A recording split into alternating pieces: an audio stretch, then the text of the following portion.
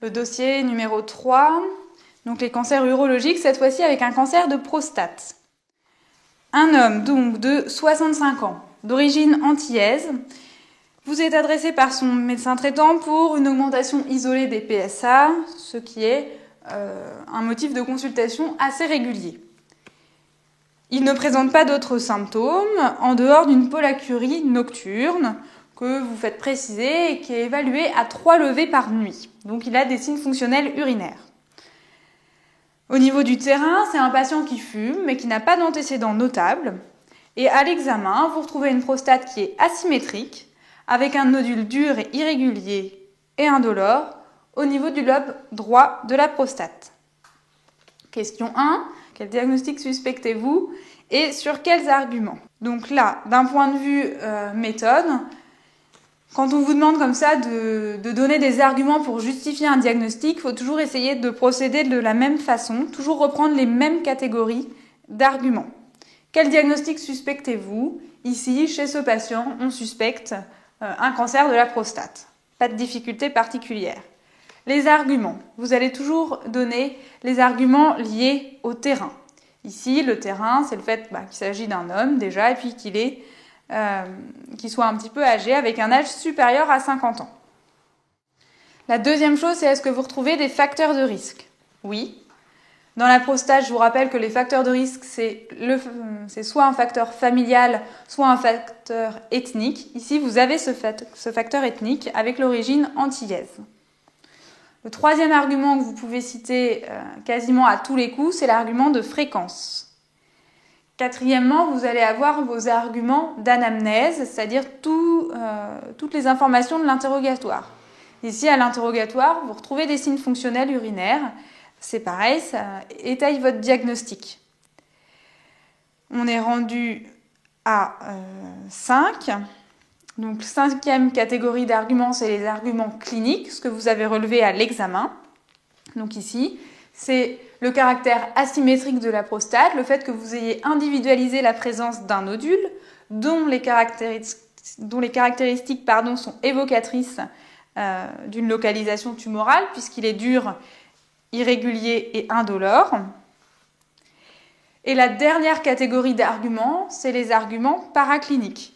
Ici, vous avez une élévation du PSA qui est considérée comme significative puisqu'elle est supérieure à 10 nanogrammes par millilitre. Une autre catégorie d'arguments que je cite plutôt pour une autre question parce qu'ici, on n'avait pas d'éléments dans cette catégorie, c'est ce qui correspond au diagnostic différentiel. Parfois, devant un motif de consultation, devant un symptôme, vous allez avoir plusieurs diagnostics à envisager. Et les arguments que vous pouvez mettre dans cette catégorie, c'est justement tous les signes qui éliminent les diagnostics différentiels, qui vous permettent de dire que ce n'est pas autre chose. Mais ici, on n'avait pas trop d'éléments dans cette catégorie. Donc je rappelle, au niveau des catégories, c'est terrain, facteur de risque, l'argument de fréquence, et puis ensuite, selon le déroulement de votre examen, finalement, d'abord les signes d'interrogatoire, puis les signes d'examen clinique, physique, et enfin, les informations liées aux examens complémentaires. La question 2, ensuite. Un TR normal aurait-il éliminé le diagnostic? Et ensuite, décrivez l'examen nécessaire pour affirmer avec certitude le diagnostic suspecté. Donc, première partie de la question, un TR normal aurait-il éliminé le diagnostic? Réponse par oui ou non. Ici, non. Un TR normal n'élimine pas le diagnostic. L'examen clinique n'est pas sensible à 100%. Ici, avec l'anomalie au toucher rectal, vous avez un argument fort, mais si vous n'aviez pas eu d'anomalie, il aurait quand même fallu poursuivre un petit peu les investigations. D'autant plus qu'en fonction de là où est localisée la tumeur, il est possible qu'on l'aperçoive pas, ou en tout cas mal, au toucher rectal. Deuxième partie de la question, décrivez l'examen nécessaire pour affirmer avec certitude le diagnostic. On en revient toujours à cette histoire de diagnostic de certitude. Donc j'espère que vous aurez retenu que le diagnostic de certitude est histologique, qui repose sur l'examen anatomopathologique. L'examen donc qui permet de faire un prélèvement sur la tumeur, d'avoir du matériel tumoral, c'est les biopsies prostatiques. Donc là, vous détaillez un petit peu comment est-ce que ça se déroule. Des biopsies de prostate, ça se fait de façon éco-guidée en fait, au cours d'une échographie endorectale et c'est donc des biopsies qui vont être transrectales. Ce qu'il faut, c'est faire un certain nombre de biopsies qui vont intéresser justement les 2 lobes de la prostate, bien prélever toutes les zones, en particulier quand la tumeur elle est infraclinique, que vous ne l'avez pas palpée au TR et que vous ne savez pas où elle est localisée. Donc, puisque là, vous n'avez pas de signe d'orientation. Mais même dans le cas, comme ici, où vous avez un nodule qui est situé dans un lobe, il faudra quand même faire des biopsies bien réparties sur les 2 lobes, parce que ce n'est pas parce que vous avez palpé une tumeur que ça empêche qu'il y ait un foyer tumoral infraclinique dans l'autre lobe. Donc vous faites systématiquement au moins 12 biopsies intéressant les 2 lobes. Ça va être important ensuite pour les classifications et les grades histopronostiques. Et vous envoyez votre matériel en anapathe comme d'habitude pour avoir d'une part le diagnostic de certitude, puis qu'on vous précise le type histologique et ce que j'étais en train d'évoquer, c'est-à-dire le grade histopronostique. Pour mémoire, retenez que dans le cancer de la prostate, ce grade qui est utilisé, c'est le score de Gleason. Donc, si vous c'est important, souvent vous pouvez le faire, donner les quelques précautions quand même à prendre par rapport à l'examen. Les biopsies de prostate, ça se fait également après une préparation digestive, puisque c'est par voie endorectale, donc il faut faire un lavement. Ça se réalise sous antibioprophylaxie par fluoroquinolone, puisque du fait de la biopsie, on va réaliser comme une communication entre les voies digestives et les voies urinaires. Donc pour éviter le risque d'infection, il faut penser à l'antibioprophylaxie. Toujours dans cette idée donc, du risque infectieux, l'examen sera réalisé après avoir contrôlé qu'on ait bien un ECBU stérile. Et puis comme tous les examens un peu invasifs avec des prélèvements, on aura contrôlé le bilan d'hémostase. Doit-on demander un dosage des PSA libres ? Alors non, ici, dans ce cadre, pas besoin de faire un dosage des PSA libres. En fait, c'est un examen qui n'est jamais demandé en première intention. C'est un dosage qui interviendra plutôt dans un second temps, de façon complémentaire quand on a un doute. Globalement, ici, que le point d'appel, ce soit une anomalie clinique au toucher rectal ou une augmentation du PSA, à partir du moment où vous avez un doute sur un cancer de prostate, l'examen qui va vous permettre de le rechercher, c'est les biopsies éco-guidées. Si jamais votre première série de biopsies était négative et que vous ayez quand même en tête cette hypothèse d'un cancer, que vous ne soyez pas convaincu par vos premiers résultats de biopsie, dans ce cas-là, vous pouvez essayer d'avoir des arguments supplémentaires avec le dosage du PSA libre et le rapport PSA libre sur PSA total. Et s'il est en faveur d'un cancer, dans ce cas-là, ça vous incitera à aller à une deuxième série de biopsies. Donc bien retenir, c'est jamais un dosage qui se fait en première intention, plutôt dans un deuxième temps si vraiment on a un doute. La question 3. Quel bilan d'extension vous paraît nécessaire pour cette tumeur dont on vous donne le stade T2B et Gleason 7?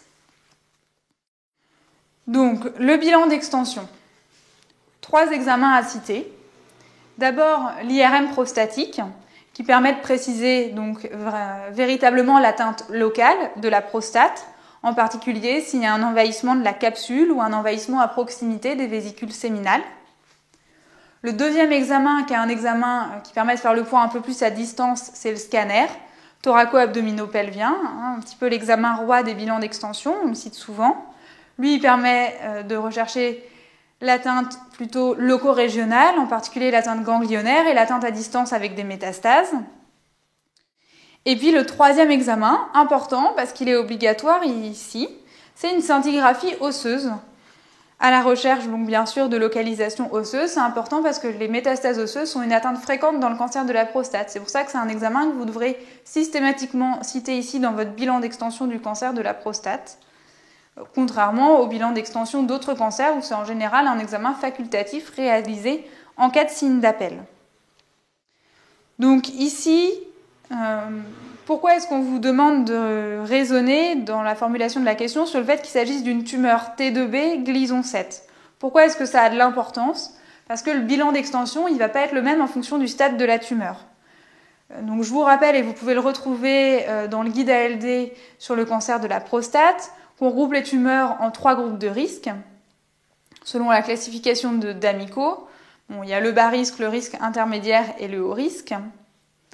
Ici, on est dans une tumeur de niveau de risque intermédiaire, puisqu'elle est T2B et Gleason 7, et c'est pour ça que ça justifie de faire un bilan d'extension. Inversement, si on était dans une tumeur à faible risque, il n'y aurait pas d'indication à faire ce bilan.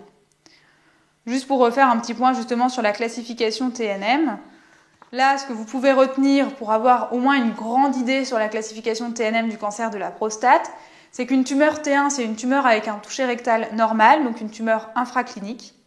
À partir du stade T2, là, vous avez une anomalie clinique qui est perceptible au toucher rectal. Le toucher rectal est anormal. Vous remarquez qu'on précise petit b. Petit a, c'est quand c'est une anomalie qui fait moins de la moitié d'un lobe.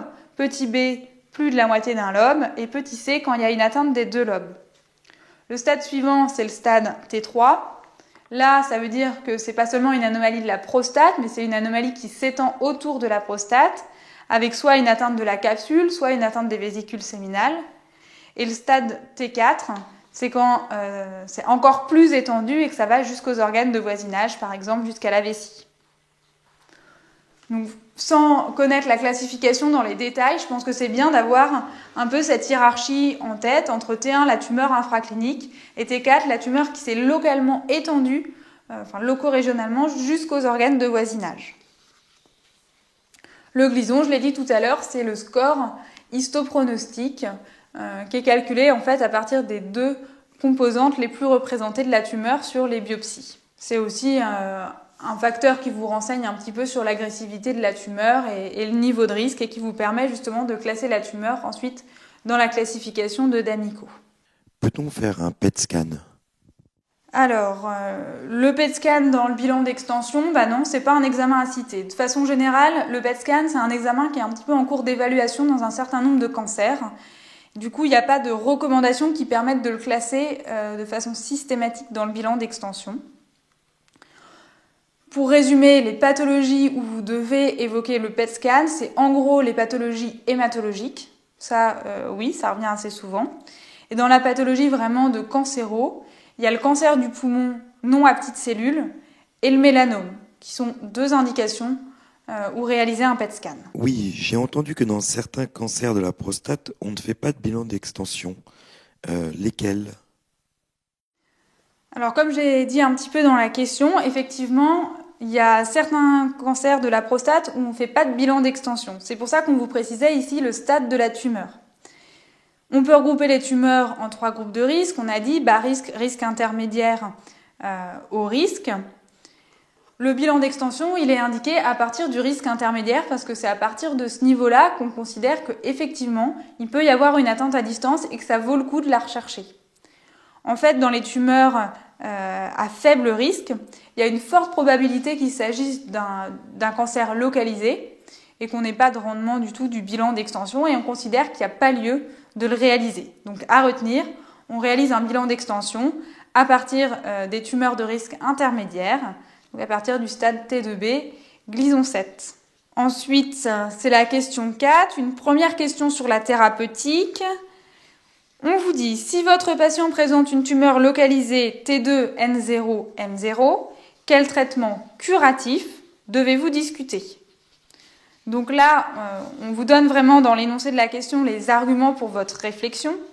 Ici, on est devant une tumeur localisée. Une tumeur localisée, c'est la plupart du temps accessible à un traitement curatif. Et ce qui va nous intéresser, bien sûr, c'est le traitement local. Comme on l'a déjà dit précédemment, le traitement local, c'est surtout, dans votre liste d'armes thérapeutiques, la chirurgie et la radiothérapie. Ici, en fait, ce sont 2 alternatives thérapeutiques qu'il faudra discuter et choisir également avec le patient, bien sûr. Qu'on peut proposer soit un traitement chirurgical, là vous précisez quel type de traitement, il s'agit d'une prostatectomie qui est dite radicale, et toujours on l'a dit, prise en charge de la tumeur plus prise en charge ganglionnaire, donc c'est associé à un curage ilio-obturateur. Réflexe, vous citez que vous envoyez les pièces en anapathe. L'alternative, c'est de discuter un traitement par radiothérapie. Là aussi, 2 types de traitements. C'est soit une radiothérapie externe, la source de rayonnement est à l'extérieur du patient, on parle de radiothérapie externe conformationnelle, soit une radiothérapie de type curithérapie, où on met en fait des petits implants irradiants à l'intérieur de la prostate. C'est une alternative qui est valable seulement pour les petites tumeurs. Donc ça, c'est les traitements qui peuvent être proposés pour une tumeur qui est localisée.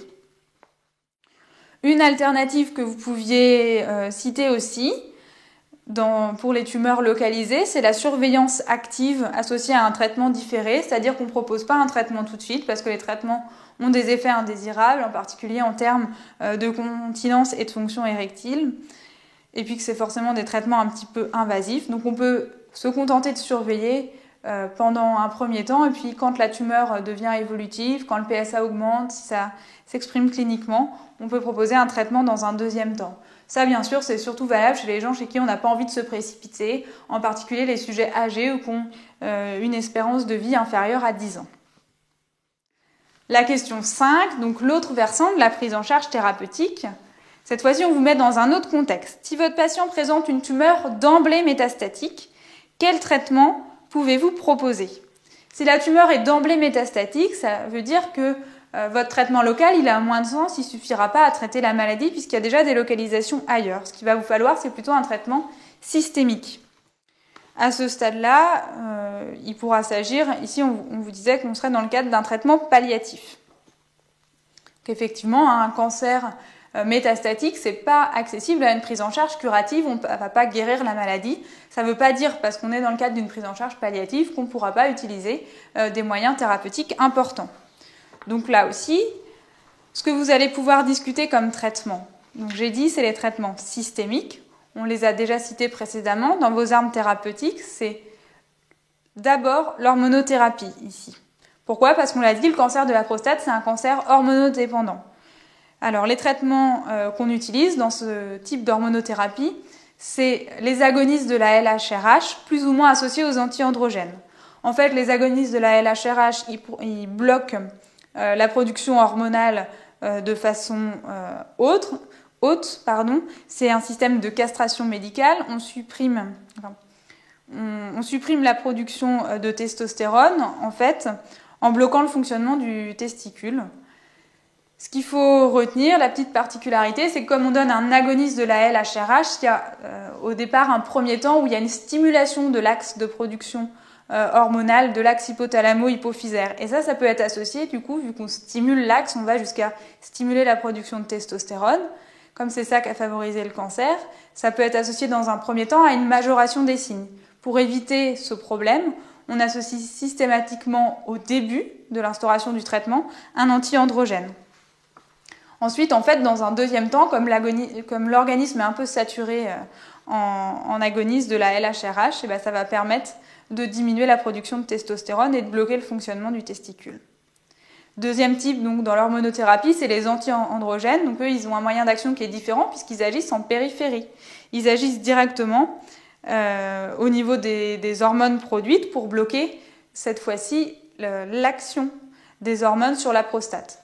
Donc deux moyens d'action différents, soit bloquer la production de l'hormone, avec un blocage qui intervient assez haut dans l'axe, soit au contraire bloquer l'action de l'hormone en périphérie. Le deuxième type de traitement systémique, et qui fait partie de votre arsenal thérapeutique, donc il faut penser à citer, c'est la chimiothérapie. Mais dans le cancer de la prostate, elle est en général proposée dans un deuxième temps en cas d'échappement hormonal. Enfin, comme pour le traitement curatif tout à l'heure, il y a une alternative, là aussi, qui consiste à ne pas traiter. C'est l'abstention-surveillance, avec un premier temps donc d'abstention, suivi d'une hormonothérapie différée. Donc là, on a résumé un petit peu les deux contextes de prise en charge dans lesquels vous pouvez vous retrouver, soit la tumeur localisée, traitement local, traitement curatif, soit la tumeur métastatique, traitement systémique. Question 6. Citez deux cancers hormonodépendants. On les a déjà abordés au cours de la conférence. Une question facile. Il y avait ici le cancer de la prostate qui est sous la dépendance des androgènes, celui qu'on a déjà traité précédemment, le cancer du sein, qui est sous la dépendance des œstrogènes. La question 7. Donc, le patient est réhospitalisé quelques années plus tard parce qu'il a développé de nombreuses métastases osseuses qui lui provoquent des douleurs très invalidantes. On vous donne une imagerie et on vous demande de la décrire. Donc là, on est dans la question typique de l'interprétation d'imagerie. On vous l'a peut-être déjà dit, vous devez systématiquement commencer par dire de quel type d'examen il s'agit. Donc ici, on est devant un scanner du rachis. On est assez bas, donc c'est un scanner du rachis lombaire. Vous précisez le type de coupe. Ici, on est en coupe sagittale et vous pouvez préciser qu'on est en fenêtre osseuse. Deuxième temps, une fois que vous avez dit, vous avez montré que vous avez compris quel examen on vous a donné, vous décrivez l'examen, vous décrivez les anomalies que vous repérez. Ici, visiblement, on veut que vous interprétiez l'os. Ce qui saute assez facilement aux yeux, et on vous a mis sur la piste avec la clinique, c'est qu'il y a une atteinte osseuse qui est assez importante et étagée, puisqu'on repère de multiples lésions qui sont plutôt hyperdenses sur le scanner et qui sont situées à la fois au niveau des corps vertébraux et au niveau des épineuses. C'est pas normal cet aspect très très blanc, très dense, y compris au niveau des épineuses. C'est pas l'imagerie classique d'un scanner du rachis. Vous pouvez préciser aussi qu'il y a une perte de hauteur sur certaines vertèbres, en particulier sur L2. Vous n'oubliez pas de conclure, de donner votre interprétation. Devant ces lésions, vous concluez à la présence de métastases osseuses. Vous précisez qu'il s'agit ici de métastases ostéocondensantes, d'un cancer de la prostate, qui sont responsables d'une fracture tassement, avec votre vertèbre donc, qui est aplatie en galette. Donc c'est une fracture tassement de L2. Et là, petit réflexe qu'il faudra acquérir, dans le cadre d'un tassement vertébral, vous devez toujours rechercher s'il y a un signe de gravité qui est le recul du mur postérieur. Donc vous regardez l'alignement en fait, du mur postérieur de vos différentes vertèbres et vous remarquez qu'ici, les murs postérieurs ils sont tous bien alignés de haut en bas. Il n'y a pas d'enfoncement, il n'y a pas de recul et du coup votre cordon médulaire est bien respecté, il n'est pas menacé. Pourquoi est-ce que c'est important de préciser que c'est des métastases ostéocondensantes, ces côtés ? Parce que dans la prostate, c'est ce qu'il y a de plus fréquent, les métastases ostéocondensantes, mais elles auraient pu aussi être ostéolytiques. Dans quels autres cancers y a-t-il des métastases ostéocondensantes ? Donc c'est une bonne question, c'est un point important à souligner. Dans la plupart des cancers, les métastases elles ont plutôt tendance à être ostéolytiques avec comme risque associé un risque de fracture puisque l'os est fragilisé. Ici, c'est une particularité, on a des métastases ostéocondensantes et ça, c'est très caractéristique du cancer de la prostate. C'est par excellence le cancer où on peut se retrouver face à des métastases ostéocondensantes. Donc la question suivante, la dernière question du dossier, la question 8. Ce patient prend déjà 8 comprimés d'Ixprime par jour sans être soulagé. Vous décidez d'instaurer un traitement par morphine orale, 60 mg par jour, rédigez votre prescription. Donc là, c'est une question un petit peu différente qui est justement plus ciblée sur la prise en charge des soins de support, la prise en charge des symptômes. Mais c'est une question qui est vraiment importante, qui fait d'ailleurs l'objet d'un module de votre programme sur la prise en charge de la douleur. Ce patient, il prend 8 comprimés d'Ixprime par jour, donc il est à la dose maximale de son palier 2 et il n'est pas soulagé. Il va falloir passer à un traitement d'un palier supérieur, on passe à un palier 3, c'est ce qu'on vous dit. On choisit un traitement par morphine orale, 60 mg par jour. Ce qui est important à savoir sur la rédaction d'une prescription de morphine, c'est que c'est une prescription qui se fait systématiquement sur une ordonnance sécurisée. C'est des ordonnances numérotées et qui ont un format typique. Cette ordonnance, elle devra être rédigée en toutes lettres. La prescription, elle va reposer sur l'association de 2 médicaments. Un médicament qui est à libération prolongée, qui a pour but d'essayer de couvrir la douleur de fond sur l'ensemble de la journée. Donc ça, c'est de la morphine orale LP. L'exemple que vous pouvez donner, c'est le Skenan. En DCI, c'est du sulfate de morphine. On vous a dit qu'on en prescrirait 60 mg par jour. Ça se prend en 2 prises du fait de la durée d'action. Une prise le matin, une prise le soir, à 12 heures d'intervalle, donc 30 mg matin et soir. Vous y associerez systématiquement un traitement à libération immédiate. Donc on parle aussi d'interdose. C'est toujours du sulfate de morphine. Le nom commercial que vous pouvez citer comme exemple, c'est Lactiskenan. Le traitement à libération immédiate, il a pour but de couvrir les accès douloureux. S'il y a des douleurs paroxystiques au fur et à mesure de la journée, il faut que le patient puisse prendre une dose supplémentaire de morphine pour les contrôler. Dans ce cas-là, il a le droit de prendre, comme ça, ponctuellement, une dose qui correspond à 1/10 à 1/6 de la dose totale. Ici, il prend 60 mg par jour. Si on arrondit, on divise par 10. Ça ferait 6 mg. On divise par 6, ça fait 10 mg. On lui proposera un comprimé de 10 mg qui prendra maximum toutes les 4 heures. C'est maximum 6 comprimés par jour. Important de préciser toujours, c'est la durée de votre prescription. La prescription de morphinique, c'est pour une durée limitée. Quand c'est un traitement Péros, c'est une prescription pour 28 jours. Si c'était un traitement IV, ce serait une prescription pour 7 jours. Et ensuite, vous devrez préciser dans un petit cadre en bas à droite de votre ordonnance le nombre de médicaments que vous avez prescrits sur cette ordonnance. Donc ici, vous indiquerez qu'il y en avait 2. Enfin, le dernier réflexe qu'il ne faudra pas oublier, c'est toujours penser aux mesures associées pour prévenir les complications d'un traitement morphinique, c'est-à-dire prévenir les troubles du transit, la constipation, en prescrivant un traitement laxatif, exemple lactulose ou Dufalac, un sachet 3 fois par jour, et prévenir les vomissements grâce à un traitement antiémétique, exemple dompéridone, un comprimé 3 fois par jour. Donc une question qui peut revenir vraiment, qui est facilement une question associée dans la prise en charge des cancers, la douleur étant un symptôme fréquent, en particulier dès lors qu'il y a des métastases osseuses. Donc quelque chose à vraiment bien maîtriser, d'autant plus que c'est un item à part entière du programme.